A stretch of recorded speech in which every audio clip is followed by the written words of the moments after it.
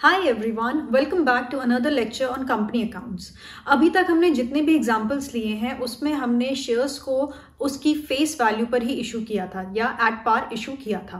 अब हम बात करेंगे जब शेयर्स एट पार पे नहीं, प्रीमियम पे या फिर डिस्काउंट पर इशू किए जाते हैं, मतलब अपनी फेस वैल्यू से ज़्यादा पर या अपनी फेस वैल्यू से कम पर। So let's understand using an example. Let's say एक कंपनी ने 10,000 शेयर्स इशू किए जिनकी फेस वैल्यू है ₹100 at a premium of 10%, right. पहली चीज, आपको क्वेश्चन में जो प्रीमियम है वो या तो डायरेक्टली अमाउंट गिवन होगा या फिर परसेंटेज गिवन होगी। अगर परसेंटेज गिवन होगी तो हम उसे अमाउंट पे कन्वर्ट कर देंगे। कैसे कन्वर्ट करेंगे? Now we have to convert 10% on face value, यानी कि इसका फॉर्मूला क्या बना, जो प्रीमियम है राइट परसेंटेज में है तो divided by 100 multiplied by face value. तो इस केस में ये अमाउंट कितना आ गया, ₹10। मतलब हम लोग ये वाला शेयर कितने का सेल करेंगे, ₹110 का सेल करेंगे, राइट। अब हमें क्वेश्चन में गिवन है कि payable as follow: 20 on application, 20 on allotment, 30 on first call and 30 on final call. अब जब आप इन सबको अमाउंट्स को मिलाएंगे तो आपको पता चल जाएगा कि हमें क्वेश्चन में गिवन है कि प्रीमियम कौन सी कॉल में है या फिर गिवन नहीं है। अब यहाँ पे जब आप ऐड करेंगे तो कितना आ रहा है, टोटल 100 आ रहा है। मतलब अभी इन कॉल्स में हमने प्रीमियम का अमाउंट जो है वो ऐड नहीं किया है, राइट। तो ऐसे केस में हम मान लेते हैं कि अलॉटमेंट के साथ ही प्रीमियम का पैसा मंगवाया जाएगा, राइट। अगर क्वेश्चन में कुछ भी स्पेसिफाइड नहीं होगा कि हमने प्रीमियम का अमाउंट कौन सी कॉल के साथ मंगवाना है तो हम सपोज करेंगे कि अलॉटमेंट के साथ ही उसे मंगवाया जाएगा। अगर क्वेश्चन में स्पेसिफाइड होगा कि लेट्स से यहाँ पर गिवन है this is 40 and this is 30 और गिवन है that the amount of premium was called with first call, तो यहाँ पे आपको पता चल जाएगा कि 30 रुपीज थी कॉल की वैल्यू और 10 रुपीज क्या है यहाँ पर प्रीमियम है, लीडिंग टू 110 रुपीज, राइट। तो कंफ्यूज नहीं होना है, क्वेश्चन में अगर गिवन है तो सही है, नहीं है तो अलॉटमेंट में अपने आप उसके अमाउंट को एडजस्ट कर देंगे, राइट। अगर ये अमाउंट 30 दे रखा होता तो इसका मतलब क्या है कि अलॉटमेंट में पहले से हमने क्या किया है, अमाउंट को, प्रीमियम के अमाउंट को इंक्लूड कर दिया है। 20 is allotment and 10 is for your premium, right. Now जो एंट्री होगी हमारी सिक्योरिटीज प्रीमियम की या जो हमें प्रीमियम अमाउंट मिल रहा है उसका इम्पैक्ट सिर्फ और सिर्फ उस कॉल पर आएगा जिसके साथ उसे मंगवाया जा रहा है। बाकी सबकी एंट्रीज जो है वो यूजुअल जैसे होंगी। यूजुअल जैसे क्या होंगी, इसकी एंट्री हो जाएगी, यहाँ पर मैं लिख रही हूँ एप्लीकेशन का एप्लीकेशन में एंट्री क्या हो जाएगी, bank account debit to share application, right. ये होती है हमारी एप्लीकेशन की एंट्री जब अमाउंट रिसीव होता है। अमाउंट कितना आ जाएगा, 10,000 multiplied by 20 and 10,000 multiplied by 20, right. उसी तरीके से जब हम ट्रांसफर करेंगे शेयर कैपिटल में तो एंट्री क्या हो जाएगी, share application account debit to share capital. कितना अमाउंट जाएगा, again 2 lakh rupees and 2 lakh rupees which is 10,000 multiplied by 20 and 10,000 multiplied by 20, right. उसी तरीके से अगर मैं फर्स्ट कॉल और फाइनल कॉल की बात करूं तो यहाँ पे मैं फर्स्ट और सेकंड कॉल दोनों को एक साथ दिखा रही हूँ, राइट। फर्स्ट और सेकंड एंड फाइनल कॉल, उसकी एंट्री क्या हो जाएगी, पहले ड्यू की एंट्री होगी तो ड्यू की एंट्री होगी फर्स्ट शेयर फर्स्ट या फिर final call account debit to share capital. इस केस में कितना हो जाएगा, 10,000 इंटू 30, 10,000 इंटू 30, राइट। और उसी तरीके से रिसीप्ट की एंट्री क्या हो जाएगी, bank account debit to share first call या फिर शेयर फाइनल कॉल, और अमाउंट कितना आ जाएगा, 3 लाख एंड 3 लाख, जब तक कि कोई कॉल्स इन अरियर्स या कॉल्स इन एडवांस नहीं होंगी तो, राइट। तो मतलब जो आपका ये प्रीमियम का अमाउंट होता है या जो प्रीमियम की एंट्री होती है या जो प्रीमियम का जो चेंज होता है वो उसी एंट्री में आता है जहां पर वो रिसीव हो रहा है। तो अब बात कर लेते हैं अलॉटमेंट की। जब हम अलॉटमेंट देख रहे हैं तो अलॉटमेंट का ओरिजिनल अमाउंट कितना था, ₹20 पर शेयर, और हम कितना मंगवा रहे हैं, ₹30 पर शेयर, यानी कि 20 अलॉटमेंट का और 10 रुपीज जो है वो किसके हैं, आपके प्रीमियम के हैं। अब पहले देख लेते हैं कि प्रीमियम को किस नाम से दिखाया जाता है। प्रीमियम को हम लोग दिखाते हैं सिक्योरिटीज प्रीमियम के नाम पर, राइट। नाउ रिमेंबर सिक्योरिटी मतलब क्या होता है ये मैं आपको बता देती हूँ। फाइनेंस की लैंग्वेज में सिक्योरिटी मतलब होता है जितने भी हमारे ये फाइनेंशियल वो होते हैं, असेट्स होते हैं, जिसे हम शेयर्स बोलते हैं, डिबेंचर्स बोलते हैं, प्रेफरेंस शेयर्स बोलते हैं, इन्हें सिक्योरिटीज़ भी बोला जाता है। तो सिक्योरिटीज़ पे जो प्रीमियम रिसीव हो रहा है, प्रीमियम यानी कि जो ओरिजिनल उसकी फेस वैल्यू है उससे ज़्यादा जो अमाउंट इस पर मिल रहा है, इसलिए हम उसे क्या बोलेंगे, प्रीमियम बोलेंगे। तो ये क्या, किस नाम से अकाउंट दिखाया जाएगा, सिक्योरिटीज़ प्रीमियम। और जो सिक्योरिटीज़ प्रीमियम होता है बेटा, ये हमारे लिए क्या होता है, एक रिजर्व की तरह काम करता है, राइट। रिजर्व और सरप्लस की तरह काम करता है। सरप्लस क्यों है, ज़्यादा है हमारे लिए, राइट। फेस वैल्यू से ज़्यादा का जब हम एक शेयर बेच रहे हैं तो वो हमारे लिए क्या है, रिजर्व या फिर सरप्लस है। अब जो ये सरप्लस मनी होता है, इसे कंपनीज जो होती है वो हमेशा एक स्पेसिफिक काम पे रखती हैं। तो जो सिक्योरिटीज़ प्रीमियम का पैसा होता है, जो ये सरप्लस क्रिएट होता है, इसे हम कुछ खास कामों के लिए इस्तेमाल कर सकते हैं। जैसे अगर कंपनी को बोनस शेयर्स इशू करने हैं, राइट, तब हम यहाँ पे इसे इस्तेमाल कर सकते हैं। कंपनी स्टार्ट होने से पहले या जब शेयर्स इशू किए थे उस टाइम पे कुछ एक्सपेंसेस हुए थे, प्रीलिमिनरी एक्सपेंसेस जिसे हम बोलते हैं, या फिर कोई भी सिक्योरिटी जब इशू कर रही थी कंपनी, कोई डिबेंचर इशू किया, कोई शेयर इशू किया, उस टाइम पे किसी को कुछ कमीशन पे किया, कुछ खर्चे किए, तो उन सबको क्या करना है, राइट ऑफ करना है। तो जितने भी आपके प्रीलिमिनरी एक्सपेंसेस होते हैं उन्हें जब आपको राइट ऑफ करना होता है तो हम ये रिजर्व और सरप्लस इस्तेमाल करते हैं। उसके बाद नेक्स्ट क्या है, अगर कंपनी को लेट्स से कोई पुराना जो प्रेफरेंस शेयर है या डिबेंचर है रिडीम करना है। रिडीम मतलब क्या होता है कि भाई कंपनी ने कहा था कि 10 साल बाद हम इस डिबेंचर को रिडीम कर देंगे, मतलब इसका पैसा लोगों को वापस लौटा देंगे। तो जब पैसा वापस लौटाते हैं, अगर वो प्रीमियम पे कर रहे हैं, मतलब लेट्स से किसी से हमने 100 रुपीज़ लिए थे और हमने कहा था कि 10 साल बाद हम आपको 120 में से रिडीम करके देंगे, मतलब 100 रुपये का डिबेंचर कितने में रिडीम था, 120 में। तो ये 20 रुपीज़ का जो प्रीमियम है वो हम किस में से पे कर सकते हैं, इस रिजर्व्स एंड सरप्लस में से पे कर सकते हैं। तो सिक्योरिटीज प्रीमियम का पैसा कौन सा पैसा होता है, जब हम शेयर्स को प्रीमियम पे इशू करते हैं, मतलब फेस वैल्यू से ज़्यादा पे इशू करते हैं, तो जो एक्स्ट्रा अमाउंट होता है वो किस में चला जाता है, सिक्योरिटीज प्रीमियम में। बैलेंस शीट में कहाँ शो होगा, वो लायबिलिटी वाली साइड पर, राइट, जहाँ पे कैपिटल और लायबिलिटी आती है। कैपिटल और लायबिलिटी वाली साइड में रिजर्व्स एंड सरप्लस के अंडर आएगा। इस पैसे को कहाँ पे इस्तेमाल किया जा सकता है, बोनस शेयर इशू करने में, प्रीलिमिनरी एक्सपेंसेस राइट ऑफ करने में, अगर आपको किसी सिक्योरिटी की रिडेम्पशन के वक्त प्रीमियम पे करना है उसके वक्त, राइट। तो कुछ ऐसी गिनी चुनी जगहें हैं जहाँ पे इस पैसे को इस्तेमाल किया जा सकता है, राइट। तो ये तो बात हो गई कि सिक्योरिटीज प्रीमियम के अमाउंट को इस्तेमाल कैसे किया जाता है और बैलेंस शीट में से कहाँ दिखाया जाता है।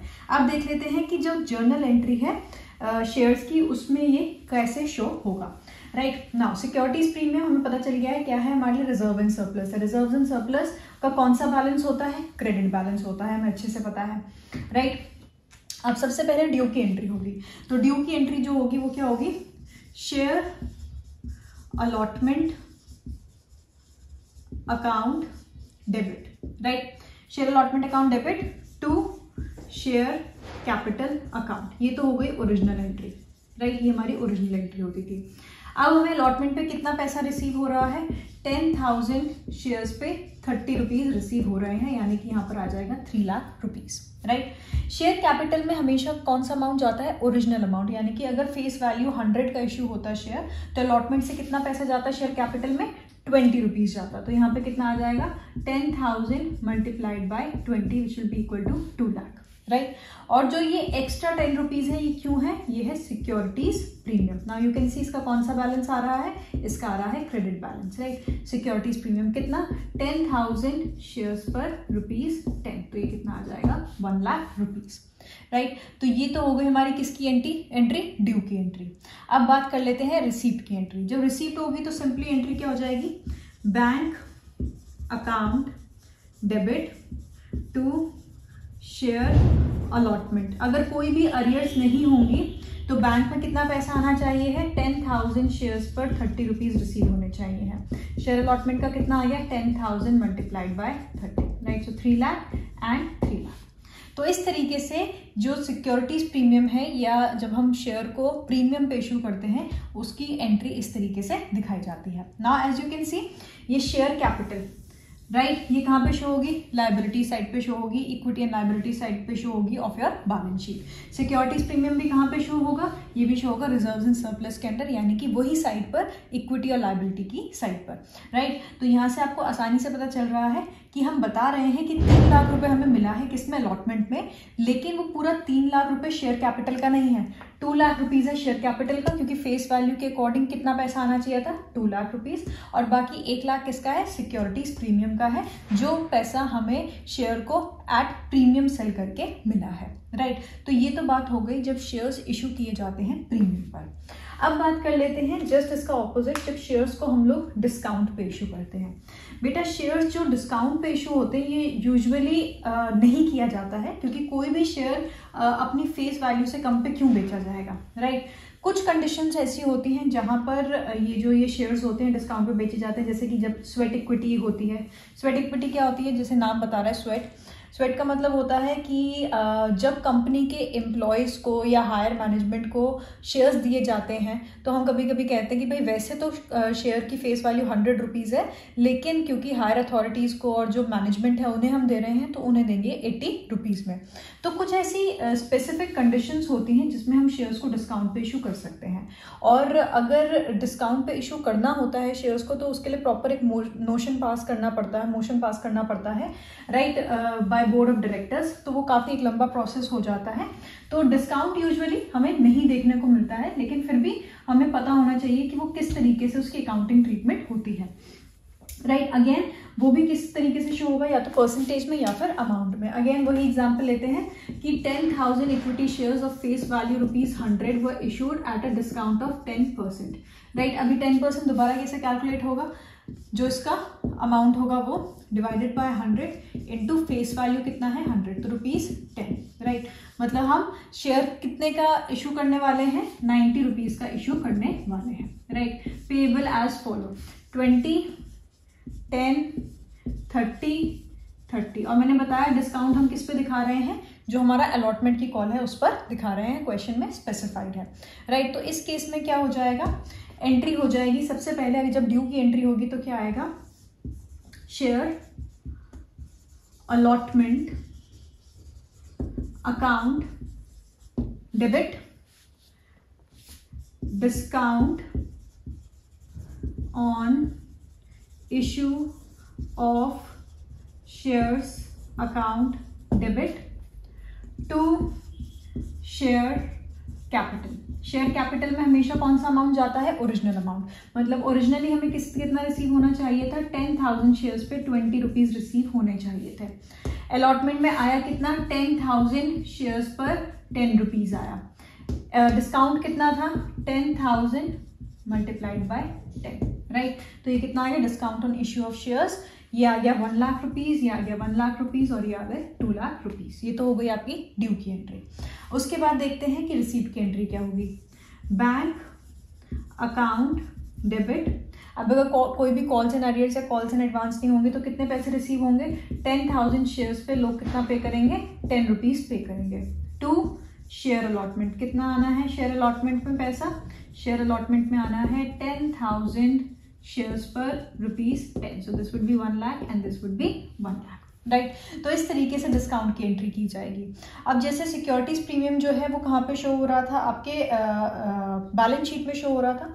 उसी तरीके से जो ये discount on issue of shares होता है बेटा, ये दिखाया जाता है on asset side of balance sheet, right. आपको याद रखना है जो ये डिस्काउंट होता है ये कहाँ दिखाया जाता है? Asset side of balance sheet पर ये दिखाया जाता है, right. So this is all about your securities premium and your discount on issue of shares, right. Discount का क्वेश्चन वैसे कम ही आएगा, लेकिन फिर भी अगर आएगा तो आपको याद रखना है। बच्चे ज़्यादातर ये गलती करते हैं कि उन्हें ये याद नहीं रहता है कि जो ये discount on issue of shares है इसे बैलेंस शीट में कहाँ दिखाएंगे। तो बेटा याद रखना है ये जाएगा असेट साइड पर of your balance sheet, right. Right, इसे भूलना नहीं है, MCQ में भी ये क्वेश्चन आ सकता है, राइट। जैसे आपके पास आएगा कि discount on issue of shares जो है वो कहाँ जाएगा, वो प्रॉफिट एंड लॉस में जाएगा, ट्रेडिंग में जाएगा या बैलेंस शीट में जाएगा, राइट। तो बहुत बच्चे सोचेंगे डिस्काउंट है तो इसे कहाँ दिखा देते हैं, P&L में दिखा देते हैं, ट्रेडिंग में दिखा देते हैं, ऐसा नहीं है। ये कहाँ जाता है, ये जाता है asset side of balance sheet, right. So this was all about when shares are not issued at par but they are issued at premium or at discount, मतलब जब वो अपनी फेस वैल्यू पर इशू नहीं किए जाते हैं, उससे ज्यादा पर या उससे कम पर इशू किए जाते हैं। नेक्स्ट लेक्चर में हम लोग बात करेंगे फोर फीचर की। फोर फीचर मतलब होता है जब कॉल्स एंड अरियर्स होते हैं, मतलब कोई शेयर होल्डर अपना जब कंपनी पैसा मांगती है, जैसे अलॉटमेंट का पैसा मांगा, फर्स्ट कॉल का मांगा, और कोई शेयर होल्डर वो पैसा नहीं दे पाता है और फाइनल जब इंस्टॉलमेंट मांगी जाती है तब तक भी पे नहीं करता है, तो कंपनी के पास राइट होता है कि वो उसके शेयर्स को जब्त कर सकते हैं, फोरफीट कर सकते हैं। तो ऐसे केस में क्या जर्नल एंट्री होती है वो हम देखेंगे। और फोर फीचर के बाद अगर उस शेयर को दोबारा मार्केट में लॉन्च किया जाता है, जिसे हम बोलते हैं री इशू किया जाता है, तो उसके लिए क्या एंट्रीज होती हैं। So it is going to be a very important lecture, so don't forget to hit on bell icon, ताकि जैसे ही नेक्स्ट वीडियो है आपको पता रहे। हमारे पास ज़्यादा टाइम नहीं है, हमें जल्दी जल्दी अपने पूरे सिलेबस को निपटाना है, फिर हमें रिविजन भी करनी है। So stay tuned in. जो भी प्रॉब्लम्स हैं नीचे कमेंट सेक्शन में बताइए, एंगेज करिए ताकि we all can grow. Thank you so much, until next time.